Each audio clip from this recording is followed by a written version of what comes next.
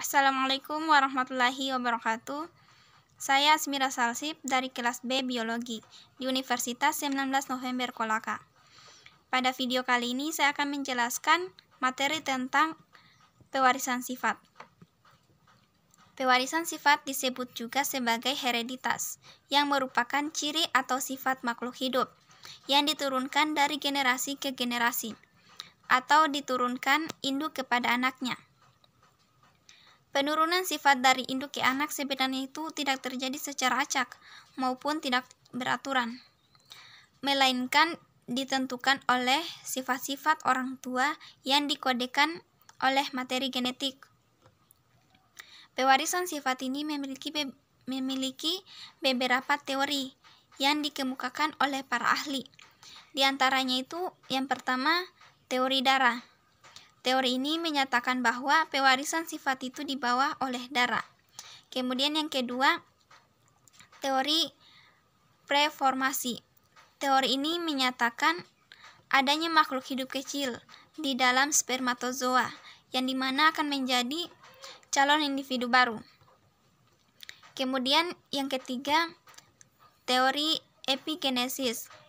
Teori ini menyatakan bahwa sel telur yang telah dibuahi oleh spermatozoa akan mengadakan pertumbuhan sedikit demi sedikit. Kemudian yang keempat itu teori pangenesis. Teori ini menyatakan bahwa setelah ovum dibuahi oleh spermatozoa, maka dalam ovum itu terdapat tunas-tunas yang tumbuh sehingga menjadi makhluk hidup baru. Kemudian yang kelima itu teori Haskell. Teori ini menyatakan bahwa yang bertanggung jawab atas pewarisan sifat adalah substansi inti dari spermatozoa. Namun,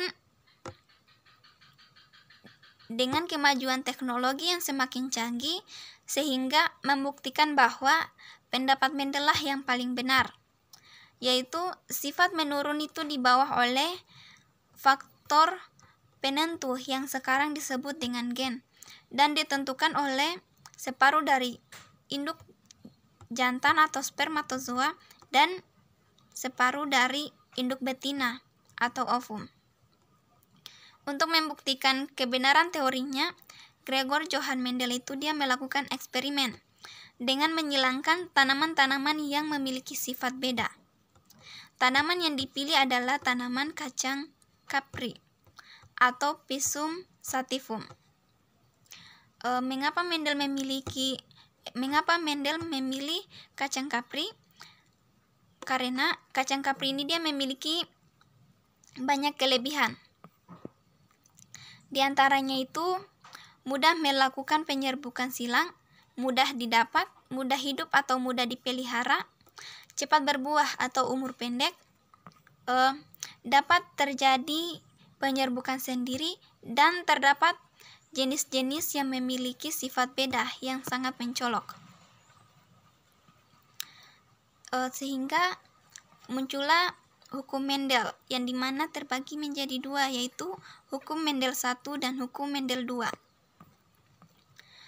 Hukum Mendel 1 itu atau disebut sebagai hukum pemisahan, dia itu menjelaskan tentang pemindahan alel pada saat pembentukan gamet.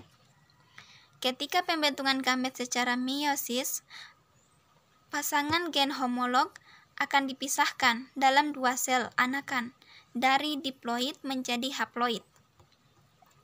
Sehingga setiap sel gamet itu menerima satu gen dari tiap alelnya.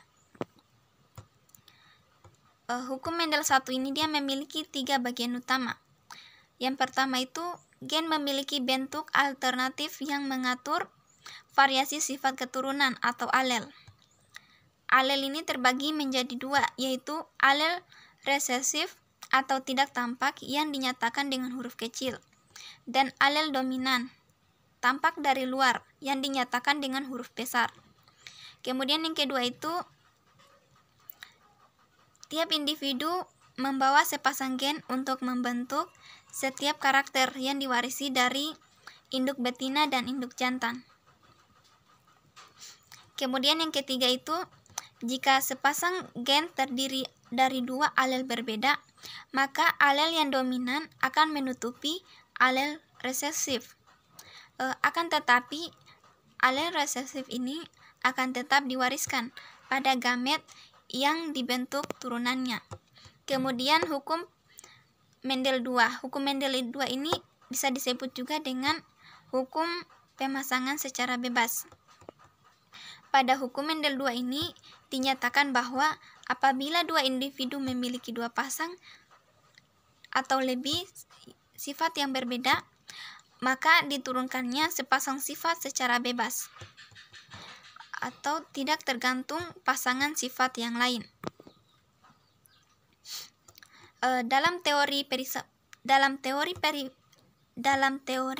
pewarisan sifat menurut Mendel dikenal adanya macam-macam persilangan. Di antaranya itu persilangan monohibrid. Persilangan ini dia dengan satu sifat yang berbeda. Dan yang kedua itu persilangan dihibrid. Itu suatu persilangan dengan dua sifat berbeda. Kemudian yang ketiga itu persilangan resiprok. Ialah persilangan dengan gamet jantan dan gamet betina yang dipertukarkan sehingga menjadi keturunan yang sama. Kemudian persilangan batch cross ialah persilangan antara individu F1 dengan salah satu induknya. Kemudian yang kelima itu persilangan touch cross adalah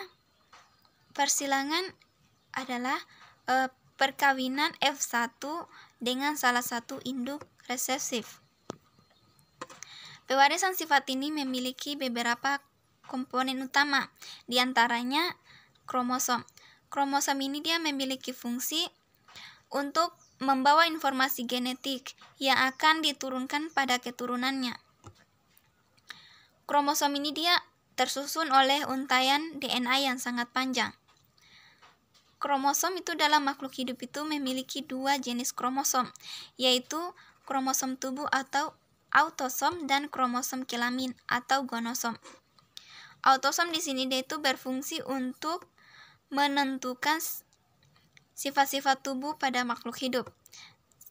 Dan gonosom itu dia berperan untuk menentukan jenis kelamin yang ada pada makhluk hidup. Kemudian gen. Gen itu merupakan unit paling kecil dari materi genetik yang berperan dalam mengendalikan pewarisan sifat. Gen juga merupakan untaian DNA yang akan mengkodekan suatu protein atau RNA, yang dimana protein inilah yang akan nantinya itu dapat mempengaruhi sifat-sifat pada makhluk hidup. Gen ini dalam kromosom dia terletak di lokasi tertentu yang dimana disebut dengan lokus, karena selain memiliki dua pasang kromosom, manusia juga memiliki dua pasang lokus untuk satu jenis lokasi tertentu. Kemudian pewarisan sifat ini dia memiliki beberapa manfaat. Di antaranya itu dimanfaatkan khususnya dalam usaha untuk mengembangbiakan tumbuhan atau hewan yang memiliki sifat unggul. Kemudian dapat mengubah gen makhluk hidup agar makhluk hidup tersebut itu memiliki sifat unggul. Kemudian yang terakhir itu menghilangkan sifat jelek pada induknya yang tidak diturunkan pada keturunannya. Mungkin itu saja materi yang dapat saya sampaikan. Sekian dari saya. Wassalamualaikum warahmatullahi wabarakatuh.